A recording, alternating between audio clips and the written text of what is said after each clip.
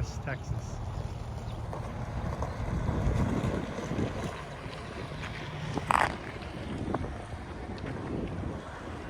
Hey, this is Ada. And this is Stefan. And welcome to Living Simply in Mexico.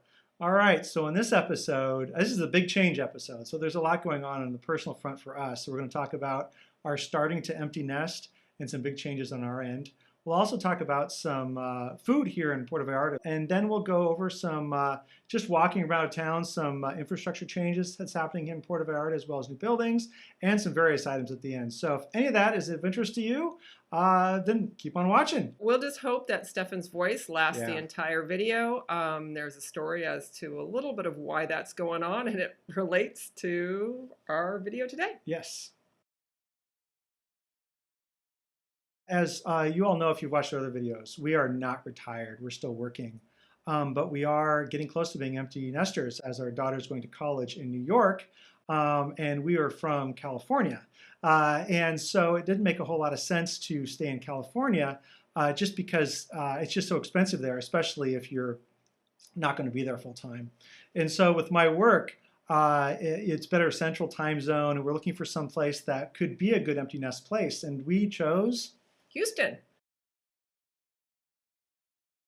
We have multiple airports there, and it's also a great hub for medical care. When you're looking at affordabilities of being able to live downtown in a city in the United States, interestingly, the city that came up was Houston. Now, you're probably thinking to yourself, that's crazy, guys, because in the summertime, it's hot in Puerto Vallarta, and it's super hot in Houston. But what's interesting about it is, you know, from our standpoint, one of the things that when we talk to a lot of people that live here in Puerto Vallarta full-time or part-time, and the ones that, folks that live here full-time, one of the things they miss out on is like a large city life, like going to see cultural events, going to big concerts, things of that nature.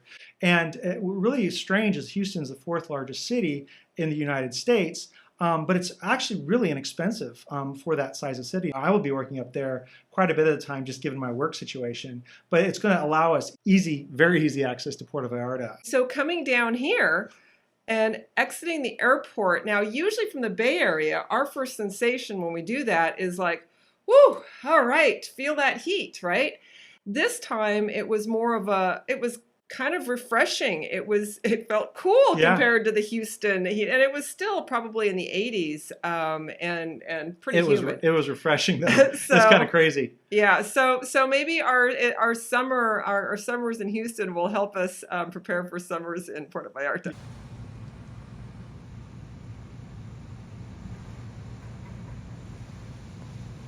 Even for property and food, if you're looking kind of same level to level, it's actually about the same or more expensive in Puerto Vallarta, wouldn't you say? Yeah.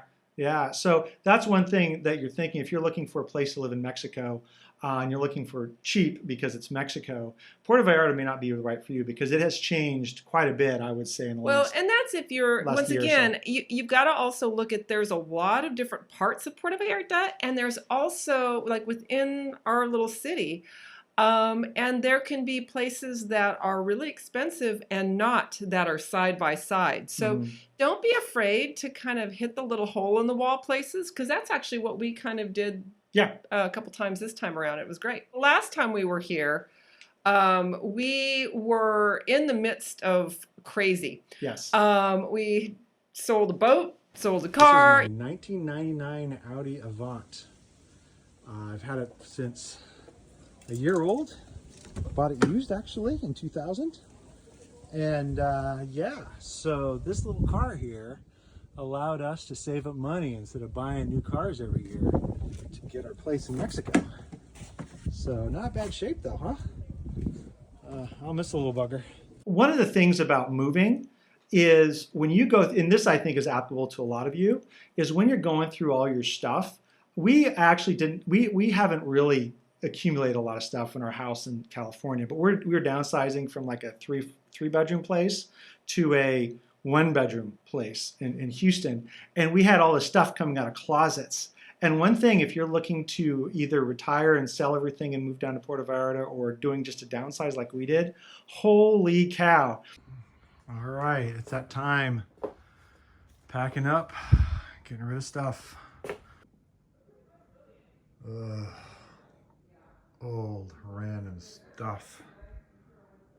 You've got these boxes of like things that you've accumulated. In our case, it was over 22 years. And you really have two choices, right? One is you go through each item box by box, which it did pretty good and sold some few things, or you just take the box and you just say, done with it without looking through it. Well, it's so brutal. My issue with it is that I don't like creating waste, and and just from an environmental standpoint, if somebody can use it, I will give it away. I have no problem with that. And so I think that's the most frustrating thing, is feeling like there's little things we don't need, but at the same time, I don't want to just trash it, but it's so time consuming and tedious to go through. There is a point where you just say, screw it, and there it goes. But I think that was probably the most challenging part. New York, back to the San Francisco Bay Area, back to the East Coast again for work, back ER the next day driving to Houston. Doing so, when he was returning back, apparently his coughing was so bad on the plane, the passengers were starting to wonder if this guy was going to be okay, and was wondering, is he carrying around some deadly disease? Kind of what's going on? Actually, it wasn't that bad. I was coughing, but kind of keeping it to myself. But it looked like I was having trouble breathing. And they thought I was not going to live. Well, yeah. So at any rate, we ended up. You landed at 11:30 at night.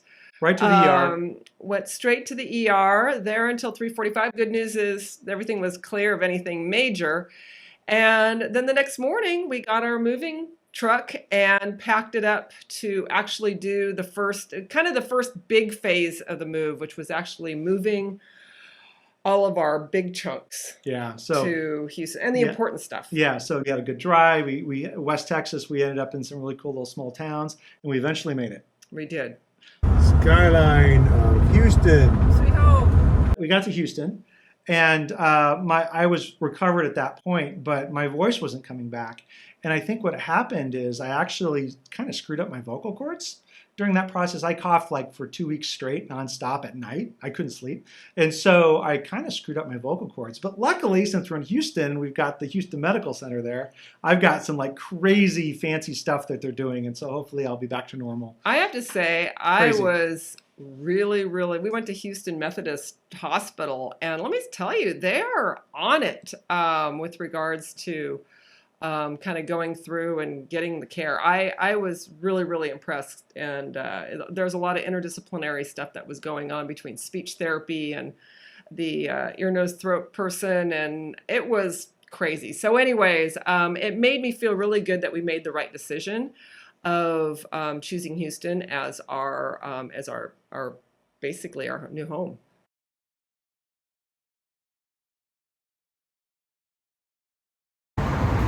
Well, it's weird coming here and it being cooler than where we came from. Yes, we are in Houston, and it was warm and toasty in Houston.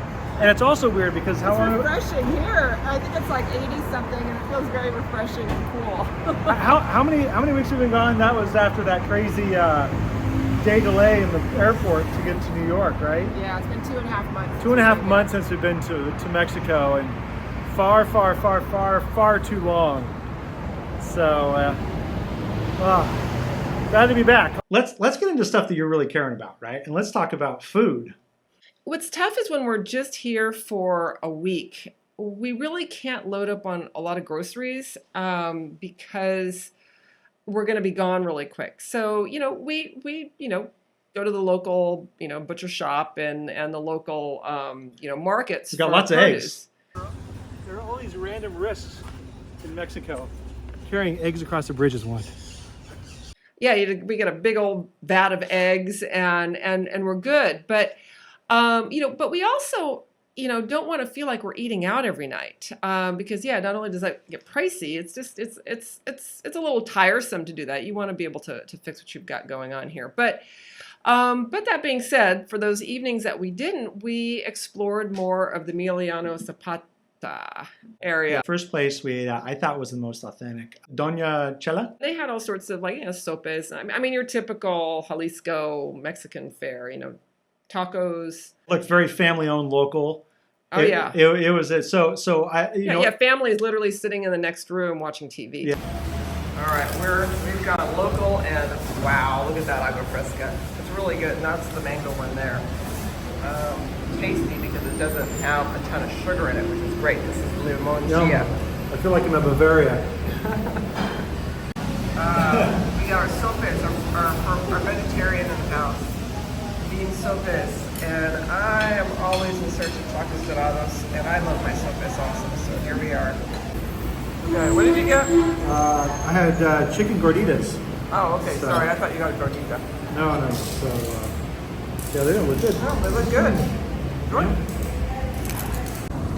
Yeah, that was good. That's good stuff. Local. Definitely check out Dona Chela. It's really close by, very reasonable meal, and really good. And I like the big beer steins full of agua fresca that they had. Yeah, that's always ask for the agua fresca. What agua fresca is being served? Yes. One place that's always busy during high season, that's another thing during low season like we're in right now, is the smaller places get booked up. The really good places get booked up when you can't get in. And so the place that we went to then was it El Bodegon de Pastas? See. All right.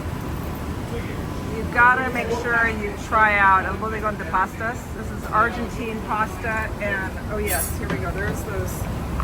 It is fresh pasta. They're usually making here. It's a little small place. And they're super, super nice.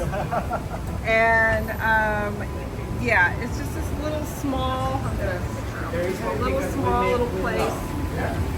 But it's right on the edge of the romantic zone. Yes, and so they make all of their fresh pasta right in front of you. Got some pasta, good. Ensalada. Got a salad and an Empanada. empanada. Yum yum. All right. We already got into the flan here, some crema and Some dark chocolate, that looks cream, good. and peach. The service is really, really good. It's a very small place. There's maybe only 3 or 4 tables. And like I said, during high season, it is busy, but you can see them right there making the fresh pasta. Just if you just are standing outside their little shop there, it's actually just entertaining to watch that. And of the restaurants that we ate at or were showing here, I think that was probably the little bit more higher end, most expensive. But you're still kind of in a small town. Yeah, I wouldn't call it higher end, nor would I call it touristy. No, it was just from the quality standpoint, it was it was just a little nicer, a little more polished. I guess maybe that's the best just way. high quality sort of chef type of Yeah. feeling to it, even though it's small and just a doorway that you drop in and have some food. Next was Fonda El Cucon. Cucon. All right, I tried. But anyway, we went to that, and that was pretty good. I think that's owned by someone from Texas, but it's a nice small place. It's over by the market in Emiliano Zapata. Oops, forgot to do the video on the fajitas taco salad. So that was pretty good, and so we enjoyed that. And then lastly, and I think this is starting to become more of our go-to place, and I feel kind of strange because this was like, I think, the Kinetic Kennon's place too at one point in time. But Las Hueras? Yeah, it's great. Man. It is solidly consistent, good. Every single time we've been there, great vibes. So yeah, that's kind of our new favorite hangout. All right. I think you need a bigger taco.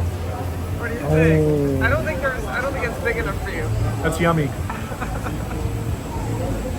Yeah, and it's very good. Very good local food. You get a lot for your money. It's pretty awesome. Although you can tell that they're catering to folks like us because they're playing sort of 80s and 90s music, right? So Ada, where are we going? El Sonadar. Oh, very good. What's your shirt say? You'll get nothing and like it. What's that from? Caddyshack. I had no idea that was from Caddyshack. Anyway, another Gen X event, so we are on our way. All right. Cheers! Cheers! So those of you that, if you are from Generation X or have the spirit of a Gen Xer and the love for all things that come out of that era, there is a Facebook group and they do regular events. And so this was a lip sync / karaoke, but there was no lip syncing karaoke. There was actual karaoke going on. So I I wasn't. Yeah, they had some really good people doing regular karaoke in English language, and then they had some folks doing Chinese karaoke in Mandarin, I guess.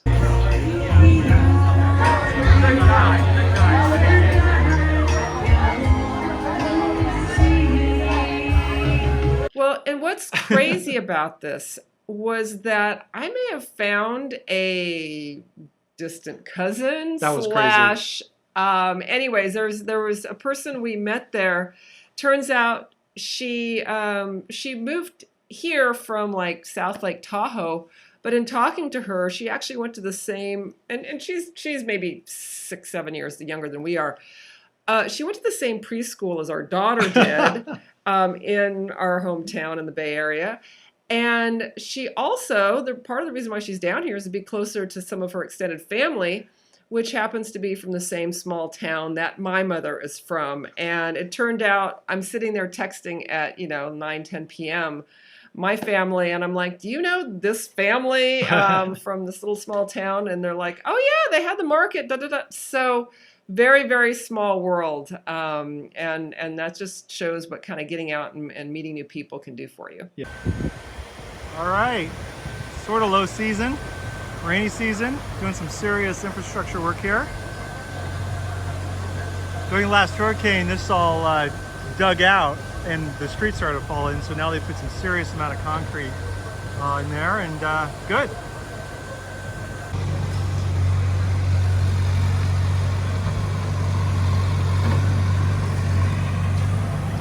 Stuff.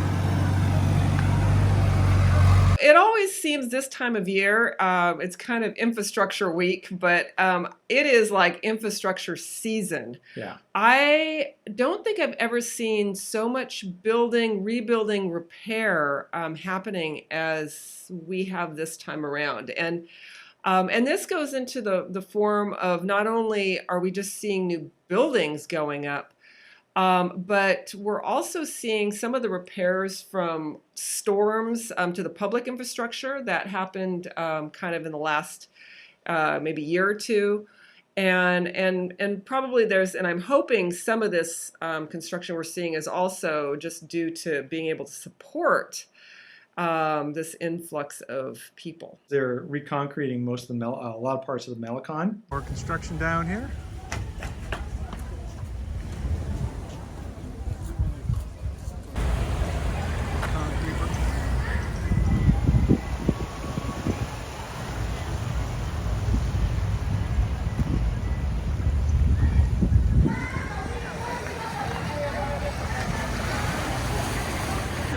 Puerto Vallarta. No letters. And they're also actually doing the bridge over the River Quale. You're walking there, you remember all those bricks that you step in, they're like highly kind of divoted. The concrete between the bricks is really the only thing that's left. They're basically ripping that all out and putting in a smoother concrete path to go over the Quale River. Wow, I walked by it, Ada pointed out. That's one heck of a mural. Very cool. Down here at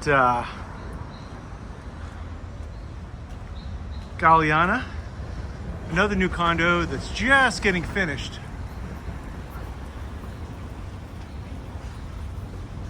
And up we go. And then, of course, the building continues. A lot of the big ones have gone up, but they're kind of some mid-size condos that have been going up in the area, and so that's always something to watch out for. Definitely a lot of building happening here in Puerto Vallarta. Yeah, and actually some of the buildings that are going up are not necessarily in places that are like you drive right on up to. I mean, No. These are still places you gotta do a little urban hiking to get up to them.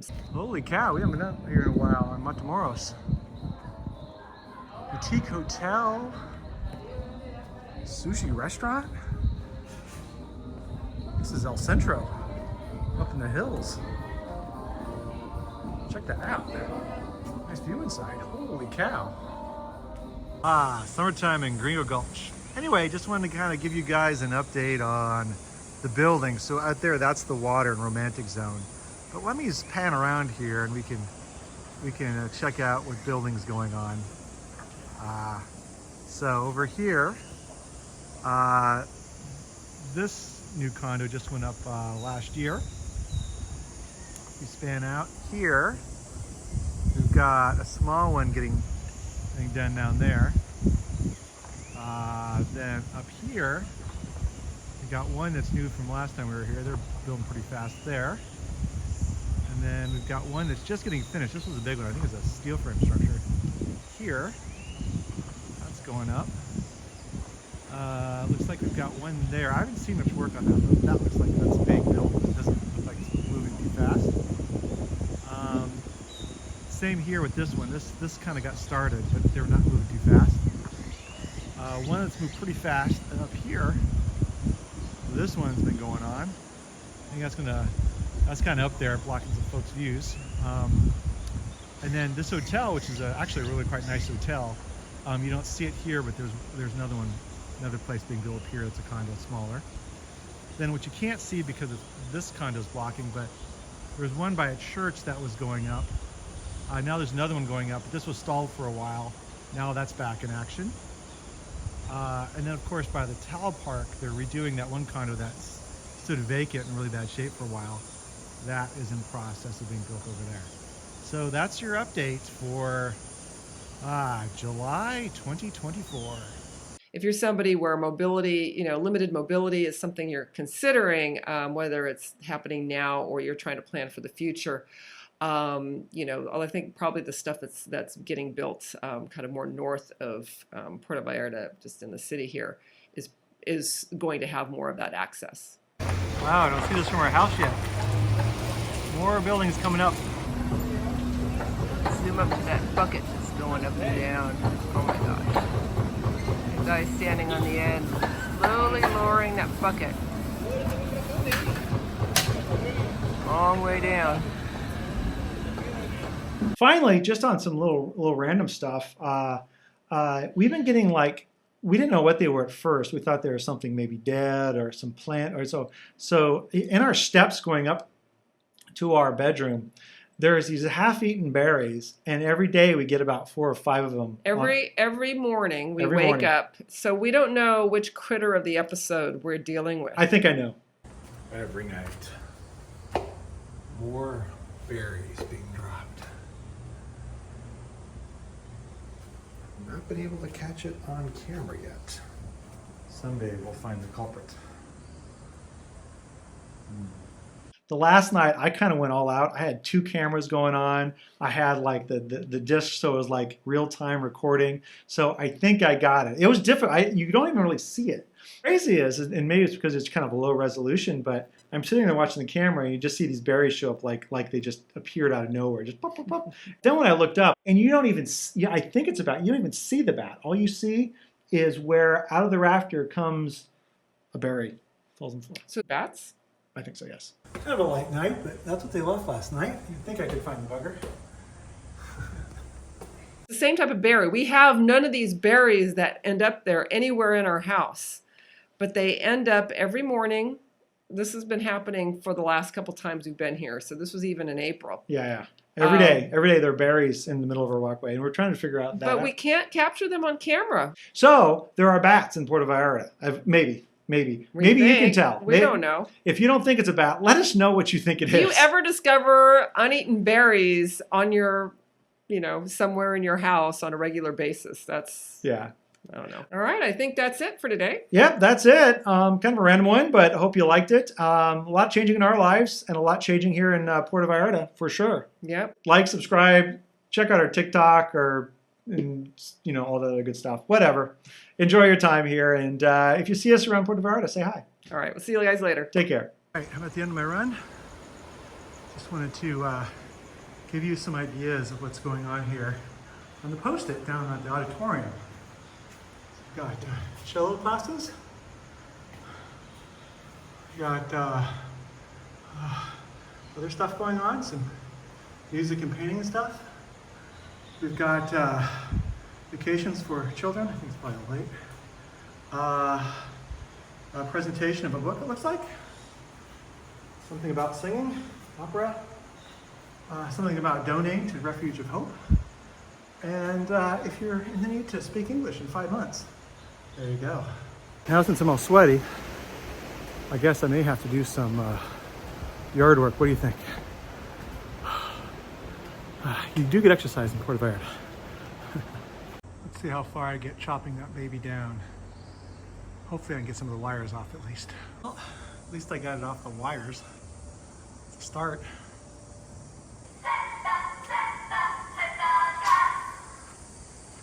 That's how they do shopping here. They drive around and blast on the horns in the morning.